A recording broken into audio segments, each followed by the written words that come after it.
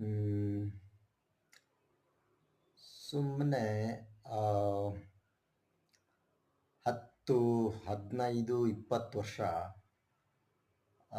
ಯಾರ್ಯಾರು ಒಳ್ಳೆಯವರು ಸಿಗ್ತಾರ ಅಂತ ಹುಡ್ಕಾಡೋ ಬದಲು ನಾನು ಯಾಕೆ ಒಳ್ಳೆಯವನಾಗಬಾರ್ದು ಅಂತ ಆ, ಜಾಸ್ತಿ ಇಲ್ಲ, ಒಂದು 4-5 ವರ್ಷ ಪ್ರಯತ್ನ ಮಾಡಿದ್ರೆ ಒಂದು ಸ್ವಲ್ಪ ಸ್ವಲ್ಪ ಒಳ್ಳೆಯವನು ಆಗಬಹುದು. ಸೊ ಒಳ್ಳೆಯವ್ರನ್ನ ಹುಡ್ಕೋಕ್ಕೆ ಜಾಸ್ತಿ ಟೈಮ್ ಹಾಳು ಮಾಡೋದಕ್ಕಿಂತ ಒಳ್ಳೆಯವ್ರು ಆಗೋದ್ ಕಡೆ ಗಮನ ಕೊಡಿ.